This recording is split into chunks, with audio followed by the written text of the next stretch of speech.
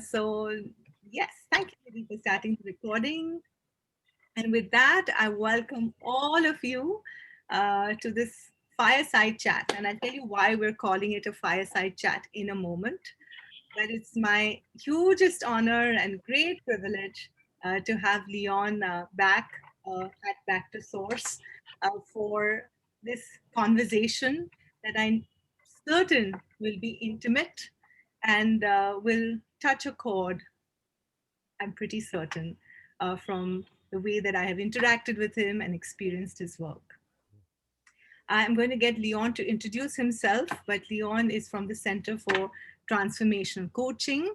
He's a PCC coach. A lot of us have been through his program, and it's absolutely created a shift in being for me personally, and that's also the name of his book, which is the most amazing companion to the program. And whilst I get him to share about himself and talk to you a little bit more about it, I'll just say what I absolutely love about Leon is his presence. And I feel so good that each one of you are going to get a glimpse of it today. It has supported me to expand my own capacity to understand myself and hold the same space for other people.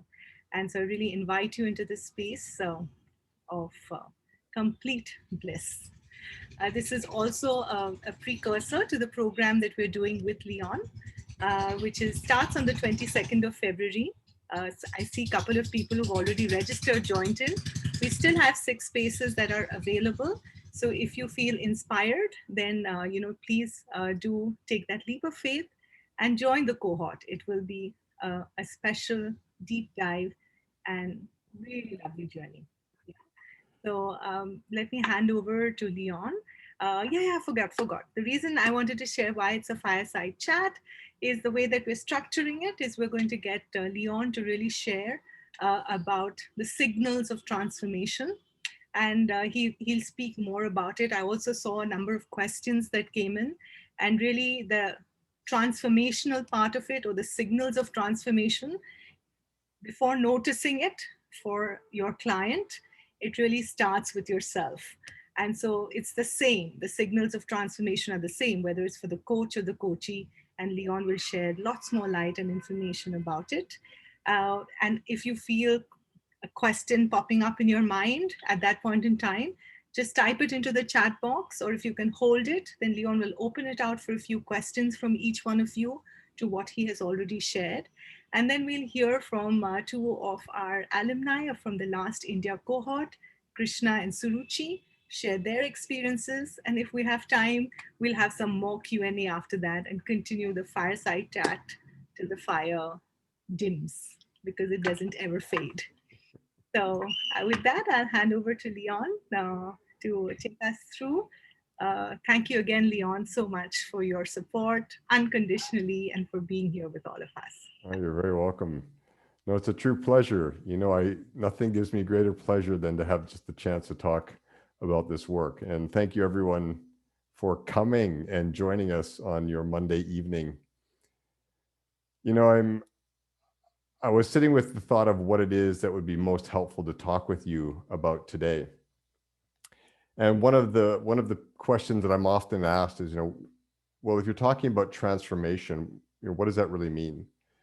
And how do I know if I'm transforming or if people are transforming? Like, what does this mean? And can you help me understand that as a coach or a professional who's attracted to this field, or even maybe calls themselves a transformational coach? So the topic that I'll be touching on today, I'm just calling signals of transformation.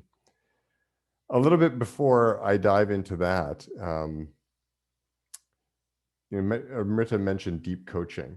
And so deep coaching is really, if I could put it in a nutshell, it's coaching for the awakening self, the awakening mind. And as you look around the world right now, you probably see kind of a world in its own kind of transformational state. We seem to be in this kind of tumultuous time where there is an aspect of us that seems to be awakening, if you will, to a greater reality and potential as a collective. But we also notice that there are a lot of systems that are deeply entrenched in old ways of thinking, old consciousness, that are going to put up a great kind of resistance to this movement. So this journey of transformation and awakening is not necessarily just this easeful process. It can be quite tumultuous and challenging. And so I'm going to give you a little bit of insight into that today, and really why, when we talk about deep coaching, it's about positioning ourselves to coach this journey of awakening and transformation. And of course, that's with ourselves and for those that we work with. But a bit of information about myself. Like, I know that some of you know me and are familiar with my work, maybe the book, or you've met me or talked to people, the coursework. Some of you don't. And so I'll just share a little bit about myself. I am Canadian by birth. So I'm from the west coast of Canada, a city called Victoria. I am Dutch by ancestry. You might notice my last name, VanderPol. Both my parents are Dutch. They emigrated from Holland in the 50s and 60s. And I have actually called Taiwan my home for the last 22 years. So I moved here in 1999. And I'm married to a Taiwanese woman. I have two children, a daughter who's 13 and a son who's 10. I began coaching in 2006. My background before that was more facilitation and training. And then I started to hear about coaching, kind of came to the shores of Taiwan, 2006.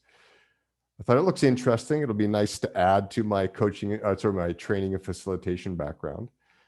And so I got trained and certified as a professional coach and began doing that. But I was working in multinational organizations, and so I began coaching really in that context, in the leadership coaching world, because it was very much related to that organizational development, self-development part of my work anyways.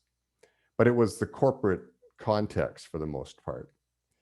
But by 2010, I started working as a coach faculty with a global coach training organization called the International Coach Academy. And I started to coach and train students and professional coaches kind of from all over the world. And that started to take my coaching in a very different direction, from just being about kind of corporate leadership to really getting in touch with a global populace. And the kind of issues that people were bringing, very different in nature than kind of the leadership realm. And I also started noticing that I was kind of free in that space without the kind of the oversight of, let's say, a coaching sponsor or an organizational, the expectations that come in organizational coaching. I was really free to play with coaching for the first time. And I began to, and this is a lot based on my own kind of journey into myself and who I was and how I wanted to kind of bring my work into the world. I was very drawn to working with people who were on a similar path. And over time, I started to notice that the way that I was coaching in those contexts was dramatically different than the way that I was coaching in these organizational settings. And the kinds of things that people were asking to do, the way that they were revealing their lives to me was different. And there was at times it wanted to go into painful places, very deep places, past wounds, old patterns of behavior and thought, like deeply entrenched belief systems. And the way I'd been teaching coaching and the way I'd worked with coaching, it just kind of kept hitting this limit. Like, the intellect just can't really help dissolve something like a deep belief that's kind of wedded to the fabric of your self-identity, that's embedded in your DNA and your sense of self and identity. All the powerful questions in the world would never, this doesn't heal this stuff. It doesn't release this stuff. And so it kept hitting this wall. So I began to experiment with different things in the coaching space, and that experimental phase I started to notice there are things that are possible in a coaching context that are simply not being taught in most coaching schools, and most coaches are not aware are possible to do in a coaching context. So I developed from that, slow evolutionary understanding of this, what I'm calling the deep coaching approach. In 2013, I formed the Center for Transformational Coaching, and we're in our 8th year now of running the DCI, the Deep Coaching Intensive. And one of the reasons I mentioned that I developed it was because, as I said, the things that people were coming to for were really deep transformative experiences in a coaching context. And I started to notice that I had a huge passion for that. Like I just loved meeting people in that space. And in part, that was because my own journey, my own spiritual and personal transformation it was brought into this. It was me doing my soul work with people who are on their path to finding their soul work kind of thing. And, I fell in love. So today I'm going to share with you a little bit about, sort of when we talk about transformational coaching, then what does this mean? And why is this different, even perhaps from what you've been taught? So let me just put up some slides here for a sec.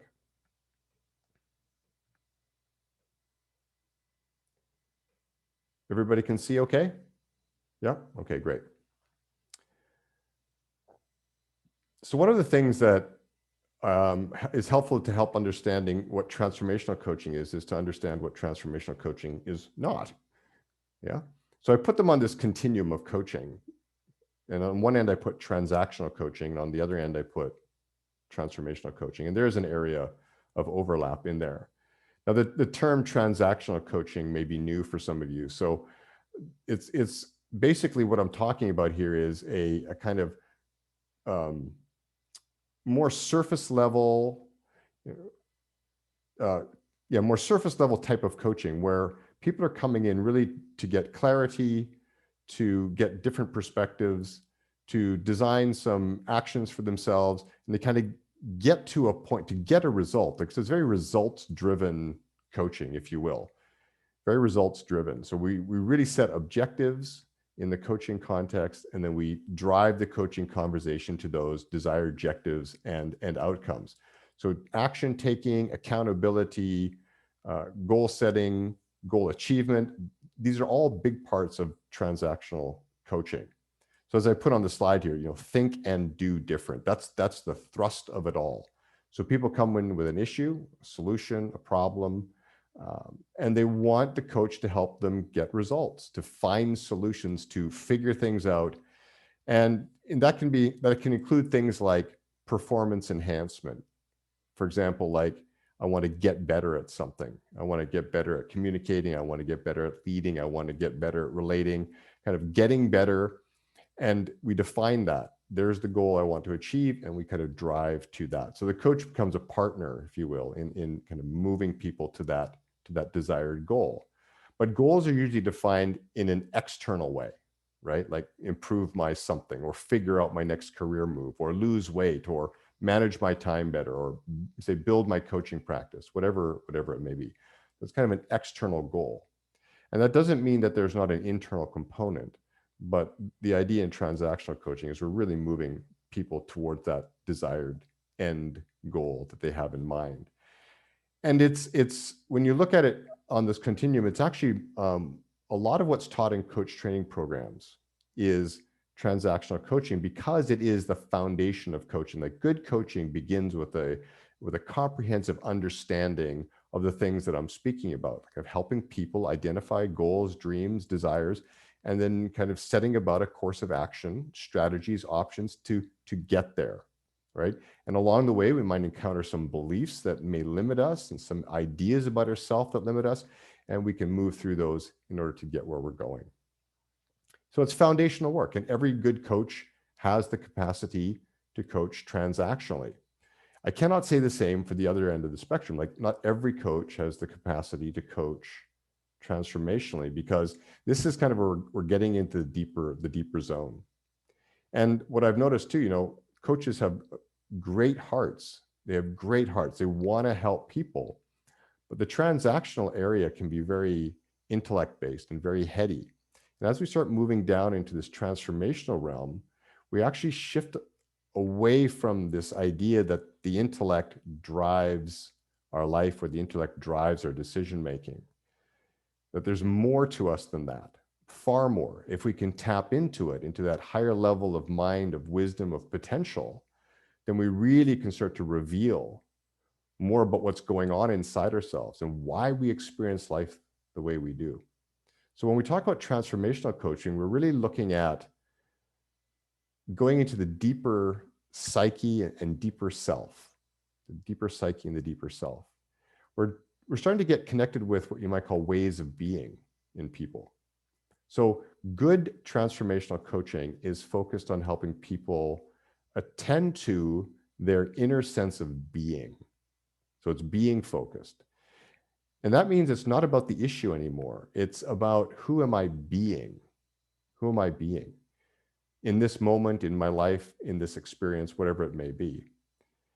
And what transformational coaching wants to do is it wants to help people begin to shift these ways of being. So the exploration of a way of being and then a movement into a way of being. So let's say you're doing, let's say, leadership coaching, just to give a simple example, and you're working with someone who says, I'd like to be more, let's say, assertive in the face of very directive people at work. I'd like to be more assertive. So right there, they're talking about a sense of self at a being level.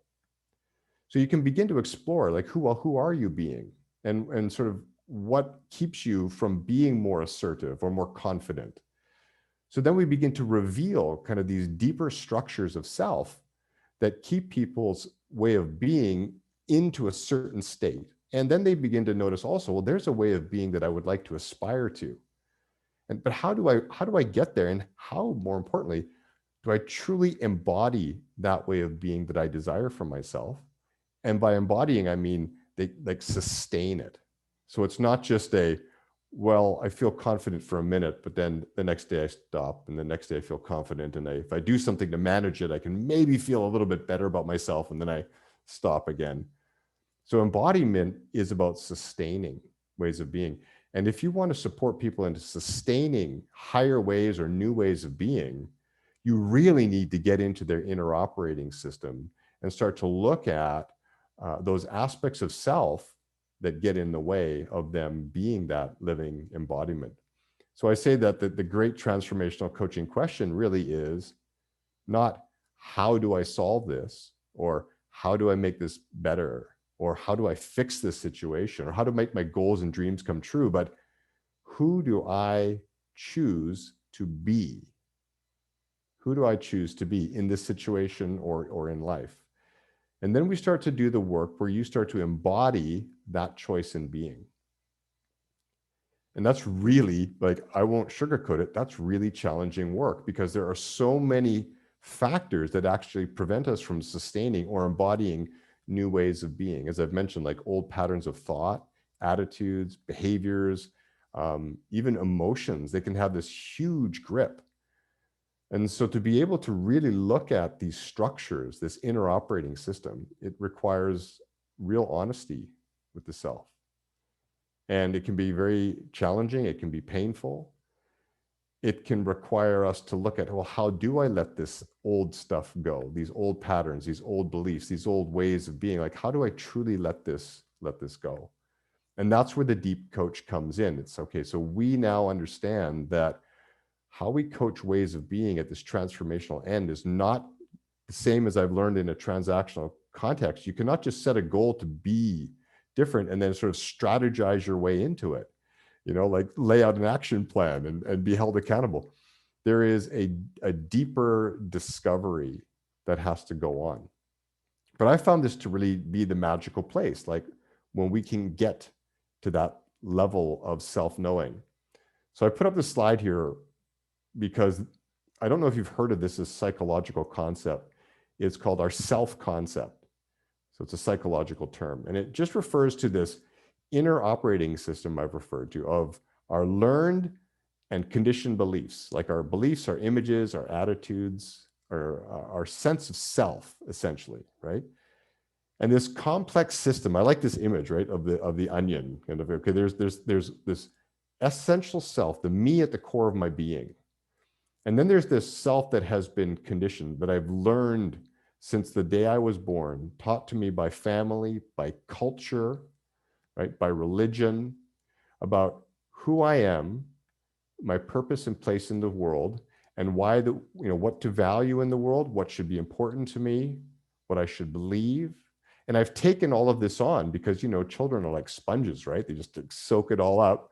We've all done it, and we become layered by what often is called our ego-based self-concept, because it's learned, it's been kind of conditioned into us.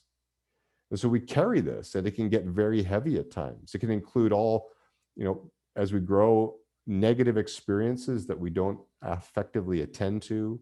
It can include all the abuse, the trauma, the negativity, all that we've carried, which often people carry, like they don't let this stuff go. Like they kind of stuff it away, right?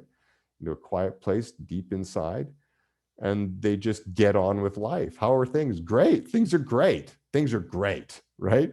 And they just move past this shadowy stuff that they carry. But when you start looking at transformation, like really helping people grow beyond their self-concept, because that's ultimately what transformation is. It's moving beyond the self-concept. You might even say what we're doing is peeling away these layers.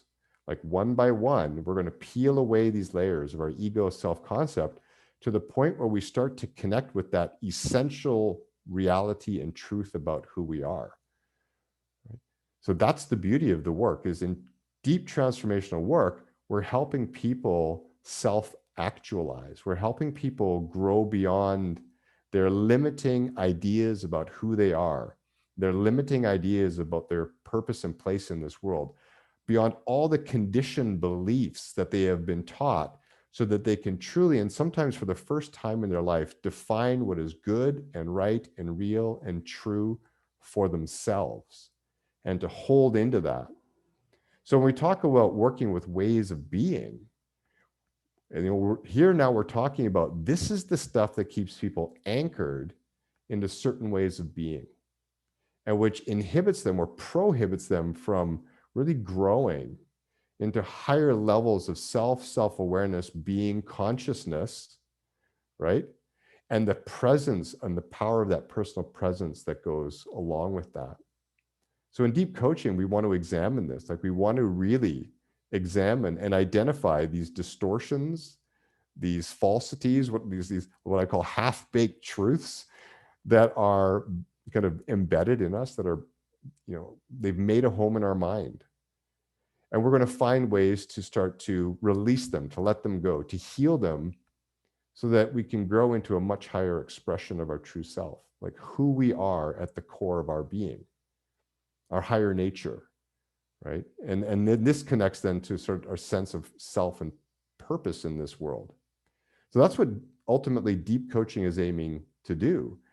That's why I say it's for the awakening mind. It's a journey of self-actualization.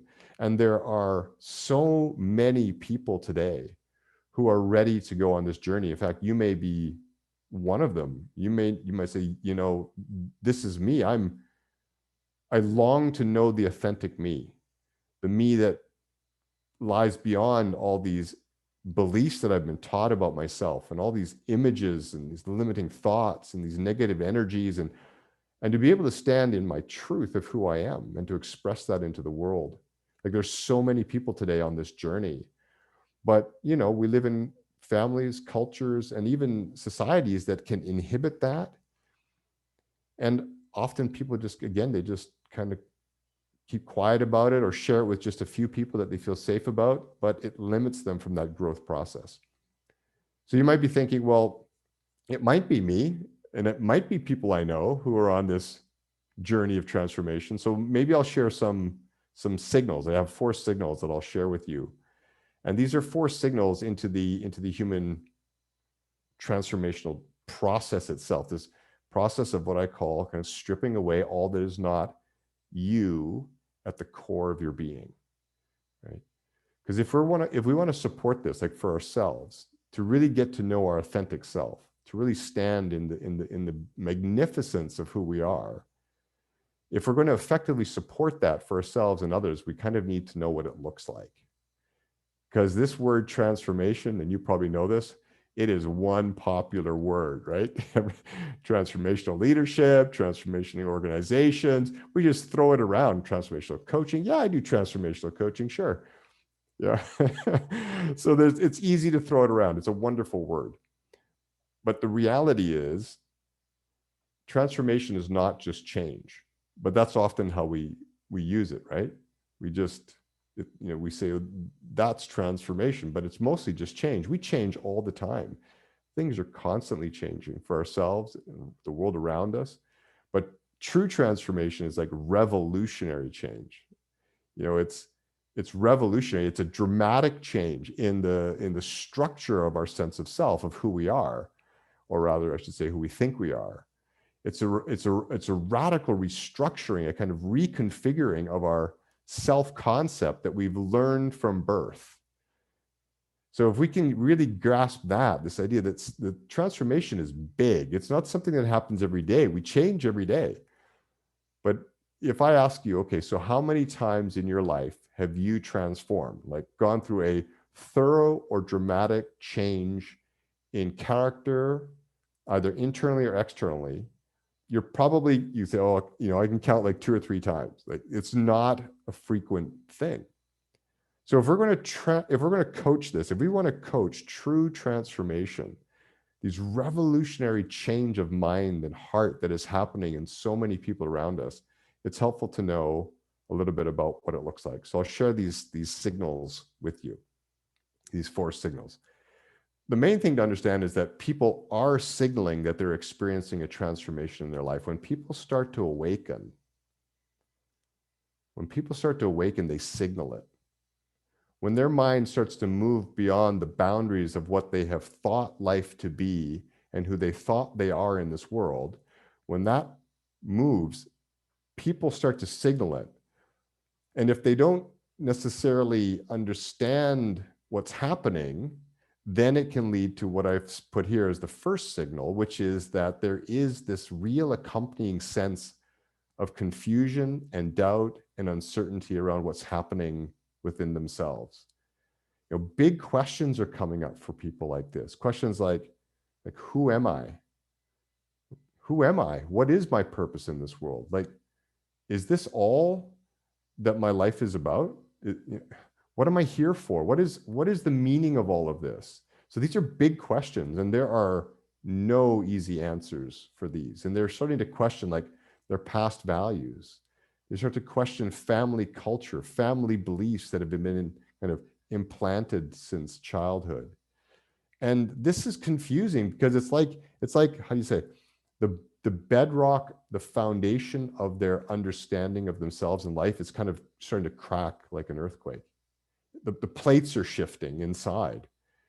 And in that kind of cracking of the onion rings, if you will, there's a kind of dawning sense that there's more to myself than I've ever known and more to life than I've ever known, but I don't know what it means. I don't really understand it.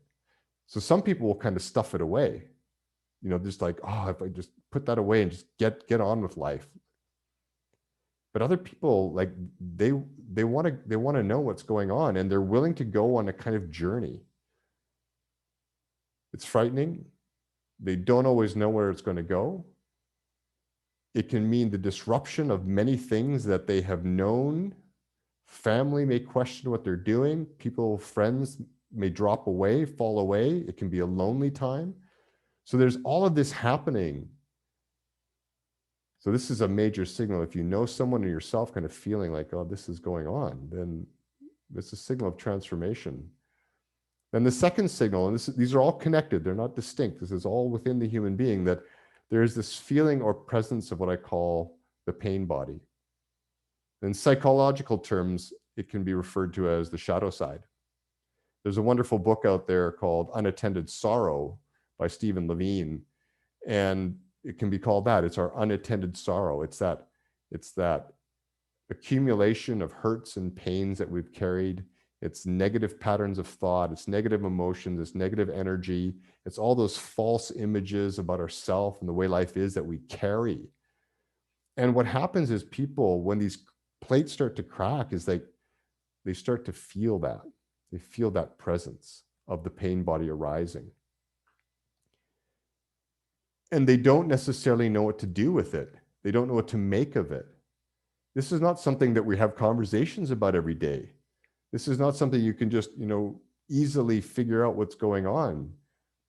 Some people I know, clients, people on the journey, they say, I'll talk to friends about what I'm experiencing. They just think I'm crazy. They don't get it. So I just keep it to myself. But what's happening here is that this stuff is starting to come to the surface for attention. So there is this recognition of it. And people are saying, like, I don't want therapy. There's nothing wrong with me. I don't want to spend time dwelling on this stuff, which is so often of the past. I want to move forward, but these old patterns, these thoughts, these emotions, they're keeping me stuck. And some of it hurts to look at. Some of it is really shadowy, sticky, dark at times stuff. Like, how do I work with this? So as coaches, like if you're working with people and you don't understand what this is, it may frighten you as a coach, and you may move to a kind of a more of a transactional method for dealing with it. Or you may even think, well, this person's nuts. I can't work with this person because this is, I can't handle this. But the reality, there's a real functionality to that pain coming up. It's functional. It's the most normal thing in the world in transformational processes. It's this beautiful functionality that feels totally dysfunctional for people, and they don't understand it because, again, it can be so new. So that gives rise to the third signal, which is then, okay, people will start to request implicitly or explicitly, like, I need healing. Now, healing's a big word, okay? But what I mean by healing is to attend to this stuff, to do releasing, to do forgiveness work, to do the letting go, the healing, the transcending, to reconfigure the mind, whatever way you want to kind of look at it. There's a request because they're saying effectively, like, I have carried these falsities about myself and life for so long, and it's time to let them go. This is not who I am. They do not define me. They no longer reflect me. They no longer align to me. But they can have a real grip, right? That's the thing. They have a real grip. Some of that stuff goes deep into our psyche, into our unconscious mind. So in deep coaching and transformational work, we have to be able to create and hold spaces where people can bring this stuff to the table. So it doesn't mean that you're a healer, right? It's not about the coach as healer. It's about the coach has the capacity to create a space or the conditions where people can begin to really attend to this stuff, this heavier, darker stuff that's weighing them down, so that they can do the work to let it go, so that they can shift into and sustain new paradigms of being. Because that's the only way those new paradigms are really going to be embodied, is when the old is released and the new is embraced in the totality of the self. So the deep coaching space then is a place where this work can happen as part of our sessions. And deep coaches are confident in this space. So they can coach transactionally, absolutely. They can coach the middle of the continuum. And they can go to the deepest of the deep with the surest of confidence that when people exhibit these signals, how to work with them. Because I remember, like, when I was on my journey, and I had all these, and I put out a request for some coaching into the student body of which I was a part. And a guy came, and I was sharing, he said, I'll coach you. And I said, great. And I was sharing a lot of this stuff with him. And all he wanted to do was turn this into some kind of commitment to action. And at the end of the session, this guy doesn't get it. He does not get what's going on here. He looked at what I'm talking about as a problem to be solved, right? And I had to figure out how to solve this problem. There was no problem. That's the beauty of this. This is the perfect functionality of transformation that feels absolutely dysfunctional. It's not a problem. But when coaches then hear this and people see it in themselves, they go, this is a problem. I feel uncomfortable. Uncomfortable is bad. I got to fix this, right? And then they try to figure out what the problem is to get back to normal. But on a transformational journey, you can't go back to normal. There's no going back. You're going through it. You're called to the edge, right? And you have to go through that to come out the other side. So we work with that. Like, what does it look like to coach this when there's no problem to coach? And that's the big conundrum for many coaches. Well, if this isn't a problem, then what do I do? So we're supporting coaches to understand how we enable shifts in being into higher states of consciousness by helping people deal with the stickiness and the baggage of the past. Okay. And that connects then to the fourth signal, And I'll open it up for questions in a minute. I'm almost done here with this bit. But it's just the call to live authentically, right? And into their life purpose. I've mentioned this before, because the other side of this earthquake, if you will, the dynamic is that there's a becoming process happening. There's a natural inherent desire to be differently in this world. And it emerges of this kind of higher sense of self that's kind of coming through the cracks. It's like that ring I showed you at the heart. At the heart is this essence self, this true self. And that begins to shine itself very brightly through the cracks in the old self concept. And people sense that awareness. So this is kind of like this great propulsion that drives people into a growth within themselves.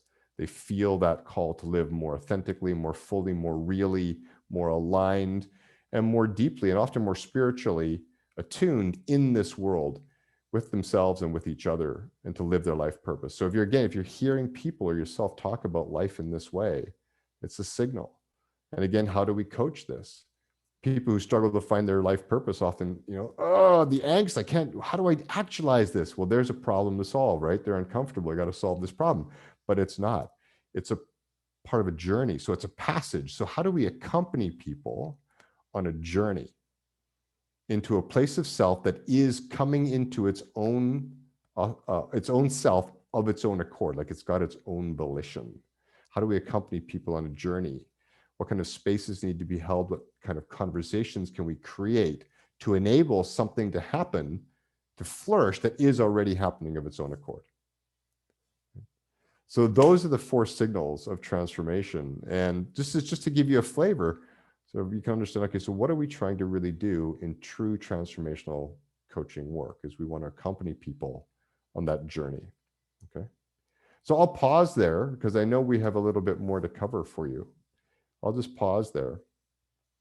And just to see if there are any questions, I'm going to invite Krishna and Suruchi in a minute too, just to share of their experience, which will help you guys get a bit of context for this, because I've been speaking more of the big picture. They'll come in kind of with their life stories in relationship to this. But I just want to check if there are any questions first, just on what I shared. Just come in. So I have a couple of questions, if you don't mind. My name is Shivdas. I'm calling from Mumbai. Question 1 is, from a process perspective, does it differ significantly to transactional? And do I have to kind of go through the process of transactional to become a transformational coach, or can one just get into the transformation space directly? That's first.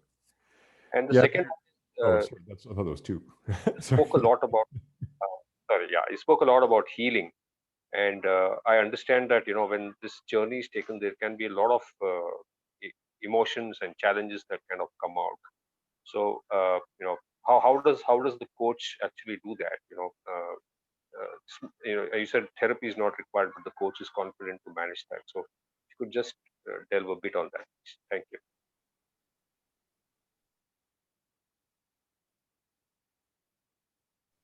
Leon, you're on mute. Sorry. Yeah, just to start with the last question, thank you for those. The question, I won't go into too much about how healing is done, because that's ultimately what the course is going to be teaching, and that's a huge question. I could speak about that for a couple hours. So I'm just going to give you a sense of that. The healing happens in a sessional space. We're not talking about dysfunction here. That's the main thing. People are not going to therapy because there's nothing that is a disorder in them. Yeah, some people may choose therapy because it seems like a normal outlet. They may not be aware of coaching, and they certainly may not be aware that coaching can support them with this kind of inner work, because typically coaches are not taught that much about the human psyche and how to really work with it. They're kind of taught more process-oriented ways of coaching. So here, as we get into the deeper stuff, we are actually starting to leave process and structure and models to the side. Here, we're going to get deeply, deeply human with people. And this is why I think even the work we do here surpasses what a lot of therapy does. Because a lot of therapy, the coach is detached from the person. The coach doesn't even have to have gone through any kind of disorder themselves to be able to, the therapist doesn't have to have had the disorder to be a therapist for the disorder.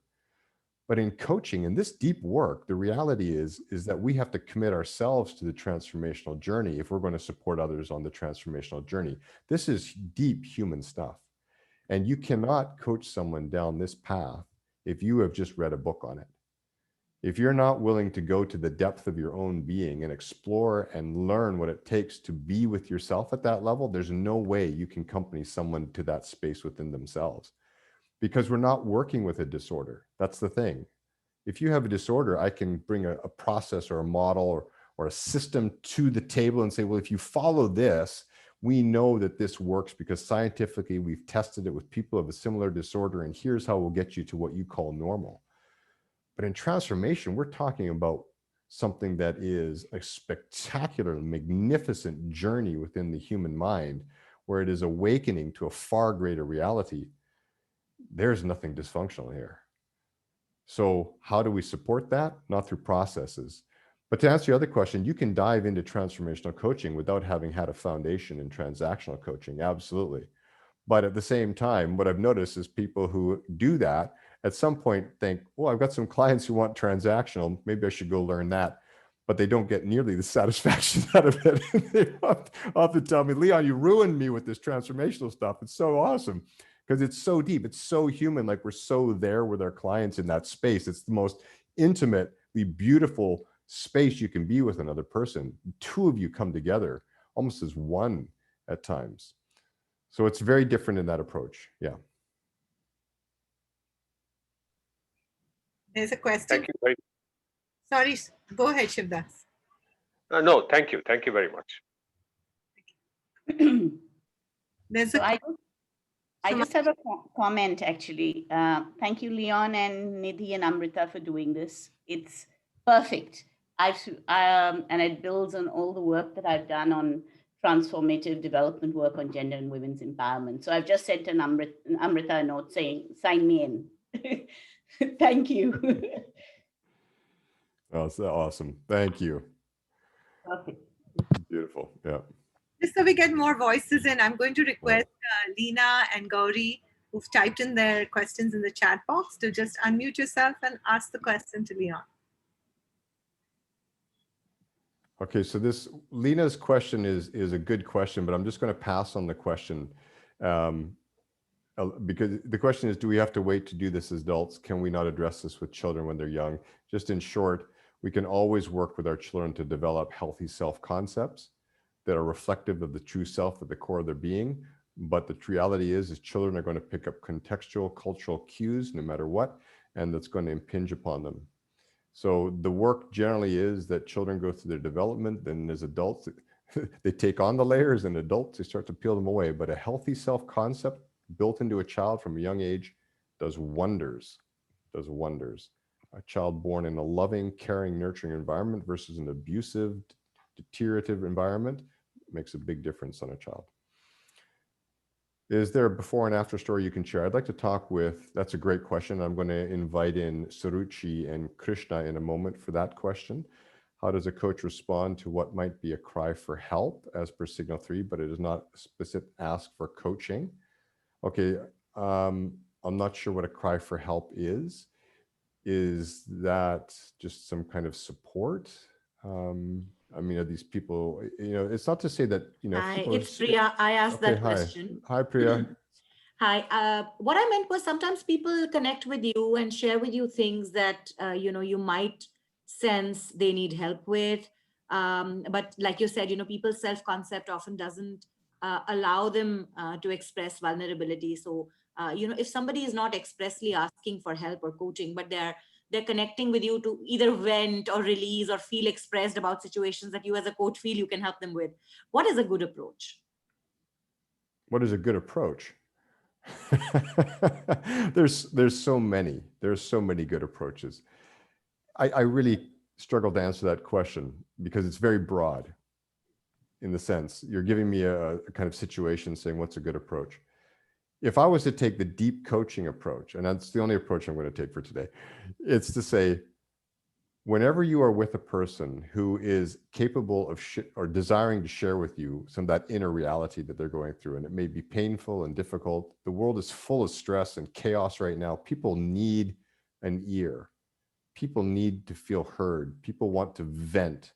This may have nothing to do with transformational work. They may not be on a journey of transformation simply because they want to vent with you the stresses of their marriage or the stresses of the COVID crisis or their financial fears. That's got nothing to do with transformational work necessarily. Each person then has to make a choice. How do I want to be? Here's the question. How do I want to be with this person, these people? So in deep coaching, what we are learning though is to expand your capacity just to hold space for people in pain.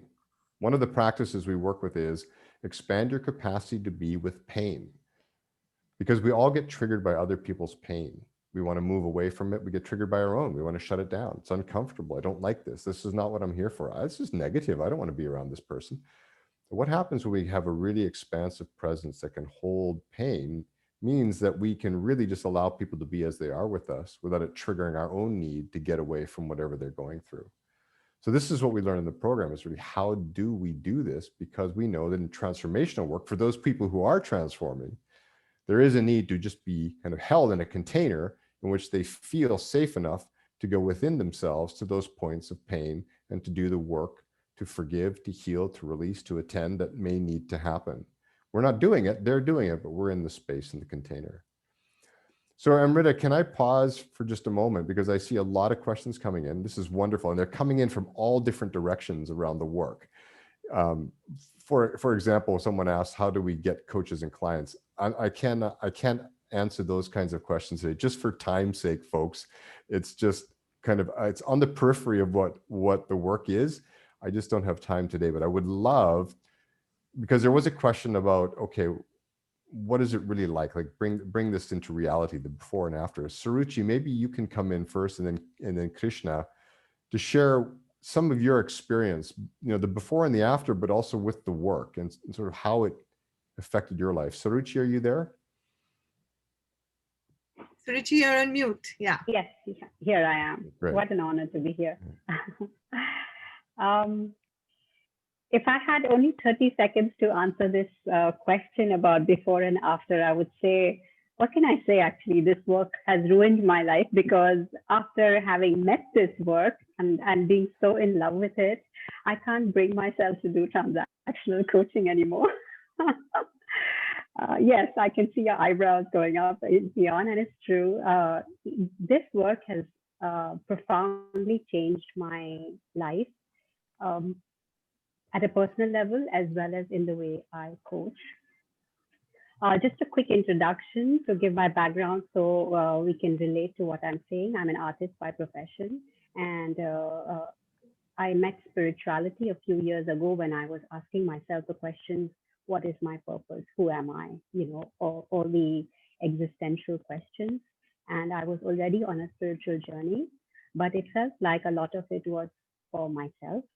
And I got trained as a life coach through Coach for Life. And having met Peter Redding and Amrita, then I was already getting a taste of the spiritual aspect of coaching within the transactional work. But when I met deep coaching and when I met Leon, I absolutely knew for certain what my true life purpose was. And how this work was going to help me take it forward. So the one thing that really speaks to me about deep coaching is embodiment. And when Leon says our transformation enables transformation, is absolutely 100% true. I'm seeing that work for myself, where even as I'm working with others, I see my own limitations, my own self-concept sometimes staring at me, the places where I have bypassed, I've done bypassing, or my own shadows. And even as I am transforming, I'm also getting the intense and deep calling to reach out to more people and to help them. So that's what it is. Yeah. Oh, thank you for that. Thank you. Yeah, you're free to share. If you have more you want to share, you can. I'll ask Krishna to come in, and then if you have even more you'd like to share, you can do that. Krishna, all right. Would you like to come in too? Yeah, I don't want to put anybody under a time pressure. It's just good to hear your stories. Krishna, are you there? Yes. Can you hear me? Yeah, perfectly. Thank you. I will more share what is relevant to today's topic as well, which is that in 2019, I was a CEO of a tech company in the US and India. And I was deeply disappointed with what was going on in my life. I've been with spirituality for many years. I conducted spiritual retreats. I did a lot of training programs. But yet, in my own life, it just didn't seem, this is not what I'm meant to be doing. And though Leon talked about 4 signals, I think I was just going through all the 4 signals, so much of pain and so much. It was interesting. And then when I met Leon at the Asia Pacific Conference, I was exploring, I sold my stake in my tech company. Even before receiving any coaching, I sold my stake in my tech company. I just can't take any more of this. And that's when I met Leon at the Asia Pacific Conference, I requested him to coach me. It took him about 3 months to say yes. And then I spent about whole of 2020 receiving coaching from a transformational coach, Leon, in this case. And every time in the coaching, there was so much healing. It was almost like I was not there, Leon was not there, but it was just a divine presence. And it almost then felt very natural to want to learn this, because I as an entrepreneur, I've been coaching my employees and I do so many trainings. How can I bring this to my own work? As my transformation continued throughout the year, and it even continues now. Now I'm clear what I'm doing, and a lot of light has been brought to my shadows. And I know one thing, which is a lot more light needs to be brought. And so I also went through the DCI, not being very clear that I don't know whether I want to be a coach or not. Maybe I'll be a facilitator, maybe a trainer, maybe a venture capitalist, maybe an entrepreneur. And I must say that the DCI journey helped me in all of this. Today, I'm able to slow down much more, listen better. And I've been coaching a few CEOs. एक second, क्या बोल रहे हो Kiri? Perhaps a good good signal for me to keep quiet. So Sorry about the interruption there. Yeah. So, if I may come in again, Leon. Please. Yeah. Talking about the course itself, I felt that whole journey was in itself also a process of transformation. While we were in the course, the book, and Leon does not pay me commission for this, but this book has been my Bible. It's by my bedside. I flip open any page and read it whenever I'm in need for for comfort or guidance. And the 9 practices have completely transformed the way I conduct myself. Starting right with stillness and moving into silence and using the stillness and seeing how much more effective I have become by becoming still and slowing down, and to again embody the practices of attuning and becoming the healing space, not just in the coaching space, but also in my day-to-day transactions with my daughter, with family, with others, to say how is my presence itself a healing presence? So that during the practice and going through all the sessions with peers and through all the coaching mock sessions that he had, learning to really essence all of those practices, and then find and allowing them to find their way into my life has been really fantastic. And it has healed me, and I know that it has empowered me to heal others as well. Yeah, exactly. So thank you, Leon, and thank you, Amrita and Nidhi. Leon, I can't. Yeah, sure, Nidhi, go first. Go ahead.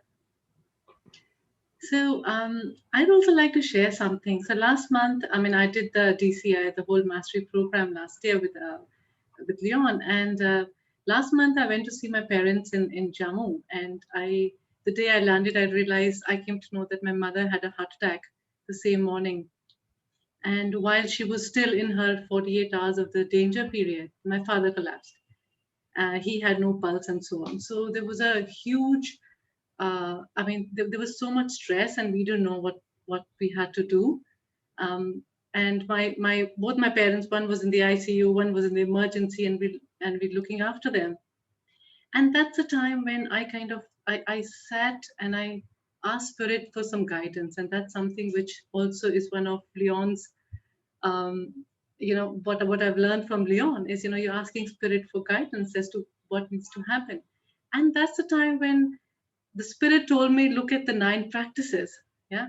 Now, and I'm thinking, hang on, these are the practices that I use for coaching, deep coaching. And here I am in the hospital. I didn't know if my parents would survive, who would be alive and who would go. It was that bad. And there I was applying those 9 practices, which I was applying to coaching in my life. And there I was, those practices are so simple and so beautiful. And it just helped me cope up so much better. And it was amazing, honestly. Amazing is also not the right word, but it's helped me immensely looking after my day-to-day life, and of course, also use it for coaching. So it's quite a journey. Yeah, that's just it. The practices really are not, it's not about the coaching space. Yeah. We're learning to become, in a sense, a transformational presence. So the practices are enabling a way of being within us that is of our highest nature, that we can take into coaching sessions, we can take into hospitals, we can take into a meeting at work, and we start to connect with a far deeper flow of information, wisdom, and understanding of what's happening in these spaces, and to be able to support the emergence of other people's own greater wisdom. And we all know, like, the world today is in a place of great turmoil. Organizations are in turmoil, families, communities, there's conflict, there's fear, there's uncertainty. It's all going on. So what is needed? More strategies, solutions, driving things forward, making it happen. There's lots of people who do that work. The world is full of people who can strategize their way into a future desired result. But there are not that many people in this world who are capable of being a presence in which far deeper levels of, or higher levels of wisdom, knowledge, certainty, trust, faith, beauty, grace, certainty are capable of emerging in their presence, right? That is ultimately what the deep coach is about. And so thank you for saying that, Nidhi. It's not about the coaching space. This is a context in which we work, but there's so much more possibility. And that's why for all the people here, it's not just like, am I going to be a coach or not? This is about your journey into your own capacity to be a presence that transforms. I have a question here for Leon. Yeah? Nitin, Yes. your question, and then we'll go to Yatish, who has had his hand up Okay. the longest time. You can put your hand down. We'll come back to you. Hand up. All right. I have a question for Leon. Leon, first of all, your voice is great. It's very relaxing and lovely voice. And what I hear is transformational and deep coaching is more about being and not about doing. So my question is, does transformation then happens automatically? Say again, does it happen Automatically? Yeah. That's the beautiful thing. And that's what people don't actually grasp, is that transformation is a self-volitional process. In other words, it happens of its own accord. What gets in the way is me. I get in the way of my own transformation. My mind gets in the way. My cultural belief systems get in the way. My family's telling me what I need to do get in the way. A lot can get in the way of me and my capacity to listen deeply to myself and to honor the truth within me. And that's so often why people come to coaching. It's not that this process needs me as a coach to help the process. It needs, these people need me to help them get out of their own way, so that this process, this natural organic process of transformation, this evolutionary force can simply unfold as it needs to within the person with the greatest amount of ease and the greatest amount of joy, because it's not always easeful and it's not always joyful. So how do we facilitate greater amounts of ease and joy, right? That's the goal. Yeah. Thank you. Yeah. To you, Yatish. Thanks, Amrita, and thanks, Leon, for portraying the concept of deep coaching. While you were speaking of the 4 signals, Leon, you spoke about the feeling the presence of a pain body. And after that, you've also clarified in many questions, in answering many questions about a certain amount of pain. Now, something that I can't relate to is pain preceding transformation, or pain associated with transformation. And something very similar to what Nitin was saying now. Transformation is almost automatic, or doesn't necessarily stem from pain of any sort. So just help me resolve that for a moment. Well, pain is, I should clarify, pain I use sometimes as a kind of an umbrella term to cover a number of different aspects of the, you might say, the gravitational part of our psyche. It's the shadow side. And we all have a shadow side. We all have certain griefs, traumas, disappointments, slights, pains of youth, of growing up, that we have simply not attended to, that we just stuffed away in a little corner of our mind and we carry through life. We've all got shadow stuff. We've all got certain negative emotions that we've carried for a long time. Some people feel them very viscerally. Others, again, are very good at kind of stuffing them away and managing their emotions. But we all have negative emotions. We all have negative thoughts, negative beliefs.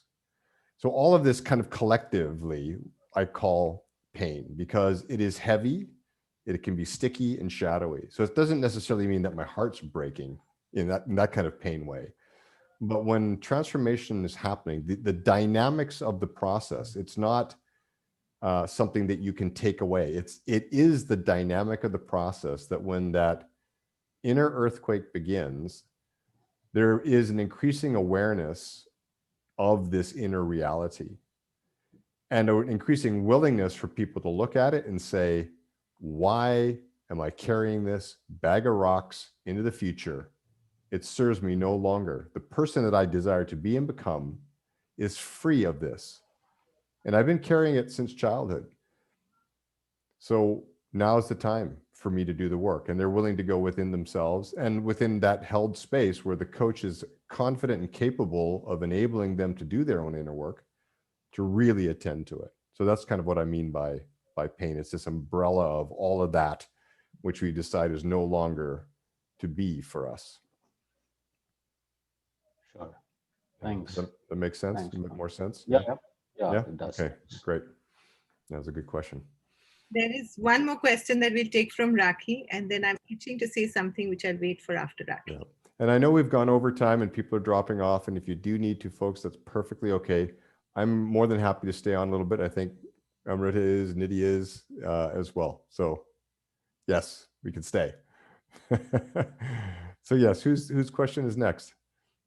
So thank you, Leon. Thank you, Amrita. The question that I have is, transformation is going to be a continuous process. So as a coach, what are the signals for me to know that I am ready to be a transformational coach? It's very simple. Does this feel right for you? Does this feel like, when you think about doing this work with other people, in you, is there a spark that says, yeah, to be able to work with myself and people in this way? And the sparkle gets in your eye and the energy starts to buzz a little bit. And if you're feeling that and you're feeling a resonance with this, then my guess is you're in a pretty good place. If you're like, this is fine, I guess it's all right, you might not be the right person for the work. Yeah.